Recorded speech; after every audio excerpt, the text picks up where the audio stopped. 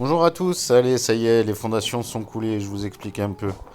Donc j'ai opté pour des fondations fibrées, donc ils sont fibrés avec de la fibre de 12 mm. Voilà, donc vous pouvez voir ici à l'écran, donc c'est du Thor qui a été inséré directement dans les fondations fraîches. C'est de la récupération, elles ont des embases soudées à chaque extrémité, donc c'est comme des rondelles qui sont soudées, c'est des axes de Tourret, pour tout vous expliquer. Et du coup, elles doivent faire à peu près 18 mm, 18-20 mm, je sais plus exactement, mais voilà, c'est du gros tort. Là-dessus, vous pouvez voir que j'ai commencé à bancher.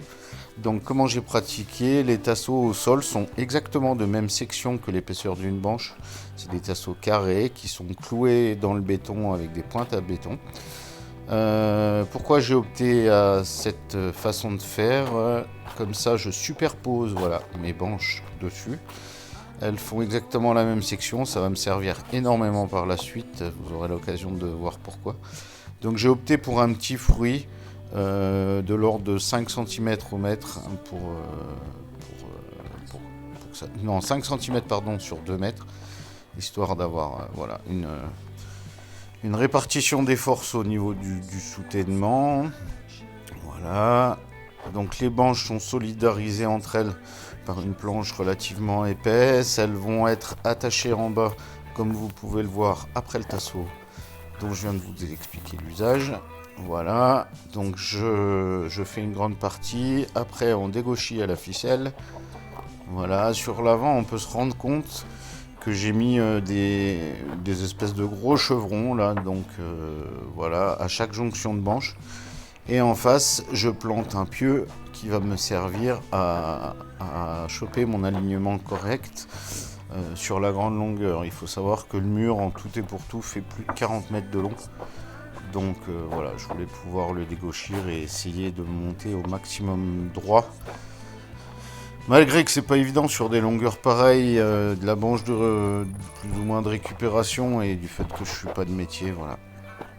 Donc là, vous pouvez voir que j'ai commencé à dégauchir avec des renforts sur l'arrière. Là, on avait coulé, ça y est. Donc première rangée de coulée. La première rangée a servi d'arase, on va dire. Donc elle m'a servi à remettre tout de niveau. J'avais préféré garder ce chemin d'accès avec la pente comme vous pouvez la voir là. D'ailleurs, on peut apercevoir en bas du mur des barbacanes que je me suis servi pour sortir l'eau. Là, voilà, des contre-cœurs ont été coulés, bien sûr pris dans les fondations. Là, il y en a un plus gros parce que j'avais une petite entrée d'eau du terrain. Voilà, on peut voir madame qui m'aide bien à passer le karcher. Tous les contre-cœurs ont été reliés avec le treillis, avec des chapeaux, des équerres, je ne sais pas comment ça s'appelle exactement, mais voilà, tout est bien relié. À chaque fois, je vais jusqu'à la terre pour avoir un maintien et un caissonnement au niveau de l'arrière du mur. Comme ça, s'il y a une sortie d'eau, voilà, elle va se faire au niveau des barbacanes qui seront traités par la suite. Donc voilà, je vous disais, la première rangée a servi à mettre on va dire l'assise de niveau, parce que les fondations ne l'étaient pas. J'avais préféré garder une pente pour mes futures évacuations de drains et tout ça. Enfin, vous comprendrez mieux par la suite. Voilà, donc on peut voir que c'est à peu près droit. Bon, ça me va. Une petite vue un peu de plus haut là pour se rendre compte un peu du chantier, ce que ça donne. Voilà. Donc ça fait une jolie longueur de mur. Voilà, on se rend un peu compte du terrain. Voilà. Et une fois tout décoffré, voilà. La fin de cette première semaine, j'avais posé une semaine de congé avec un pote. On s'est débrouillé. Bon, je me suis débrouillé un peu tout seul, un peu avec lui. Voilà. Hop.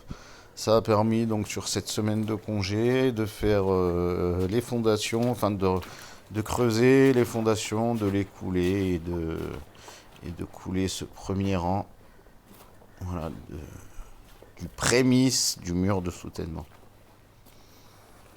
Allez, il me reste du coup à vous souhaiter à toutes et à tous une bonne journée.